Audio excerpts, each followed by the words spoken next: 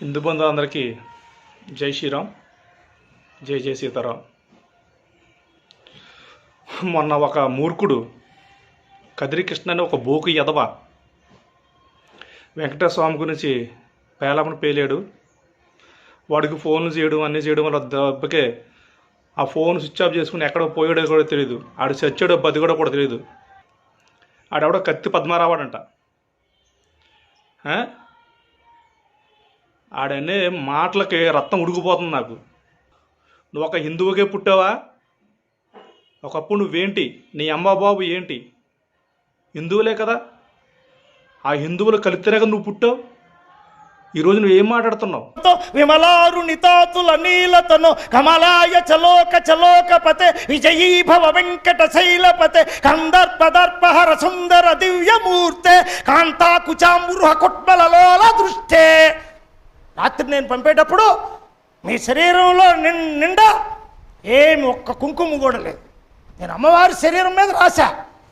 తెల్లారలేక నీ శరీరం నిండా అది అలుముకుందంటే ఎంత ఫైట్ నైట్ జరిగిందో అని పొద్దున్నే శనివారం చెప్తుంటే మనందరం చప్పట్లు కొట్టి లెగుస్తున్నామంటే బూతు దేశం. ఈ దేశంలో బూతు మాట్లాడేవాడికి లక్షలు ఇస్తారు. అమ్మవారికి రాసిన కుంకుమ ఎండస్వామికి అంటుకుందా? రాత్రి ఏం చేస్తావు అంటుకుంది అడుగుతావా? ఎదవన్నారు ఎదవా.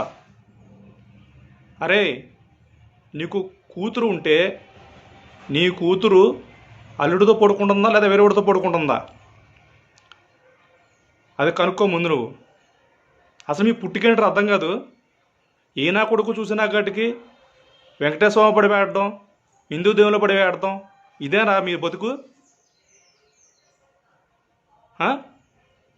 అసలు మనుషులారా మీరు? భారతదేశంలో ఉంటూ కూడా ఇలా వాగుతున్నారు మీరు.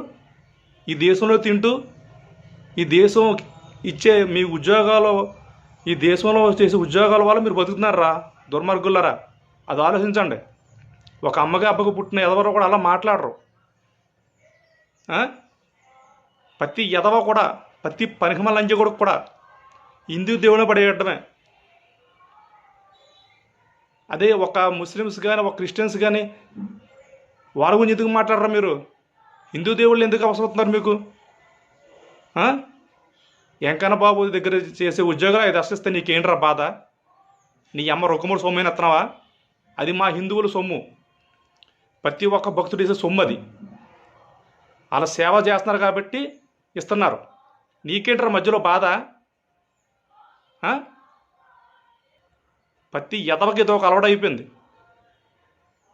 అరే కత్తి పద్మారావు, నీకు బుద్ధి జ్ఞానం ఉంటే నీ పుట్టిగంట తెలుసుకో ముందు. నువ్వు అమ్మవారి గురించి వెంకటస్వామి గురించి మాట్లాడతాం కాదు. అసలు నువ్వు ఎలా పుట్టావు? మీ అమ్మ నాన్న ఒక హిందువుగా ఉన్నప్పుడు సంక్రమించినప్పుడు నువ్వు పుట్టావు. ఒకప్పుడు హిందువులే కదా మీరు. మీ అమ్మ నాన్న హిందువే కదా, మీ తాత ముత్తాలు హిందువులే కదా. ఇప్పుడు ఎందుకు హిందువులు పెట్టి అలాగే ఎడుతున్నారు మీరు? దేవుళ్ళు అంటే పడదు, హిందువులు అంటే పడదు. వెనకాల మళ్ళీ అంబేద్కర్ బొమ్మ పెట్టుకోవడం, అంబేద్కర్ ఉన్న పొరుగు తీసేస్తున్నారా మీరు అందరూనే? ఏదో కొద్ది ఎదవల్లారా. ఆయన ఫోటో తీసేయండి.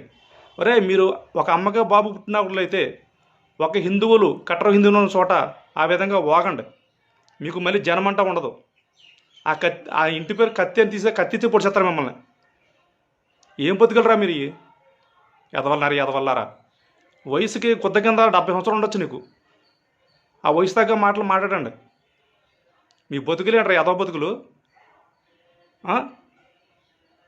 చాలా తప్పుడు వాళ్ళు. ఇది చాలా తప్పుగా మాట్లాడుతున్నారు. మీరు నలుగురు పిల్లలకి భవిష్యత్తు నలుగురు పిల్లలకి దారి చూపించాలి. అలాంటిది మీ వీడియోలో పిల్లలు చెడిపోతున్నారు. మన ధర్మం ఏంటి, మన సంస్కృతి ఏంటి, మన భారతదేశ చరిత్ర ఏంటి అది చెప్పండి మీరు. అంతే తప్ప వెంకటేశ్వర స్వామి గురించి, అయ్యప్ప గురించి, ఇటు గురించి చెప్తారు ఎదవలారా. ప్రతి హిందువు దీన్ని ఖండించండి. కేసులు పెడతాం కాదు. ఆ యాదవ దొరికితే పొడిసేయండి, లంచుకోండి.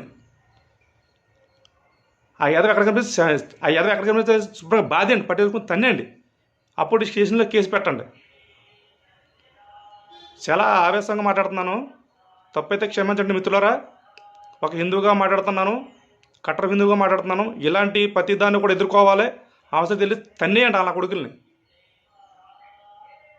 జై సీతారాం.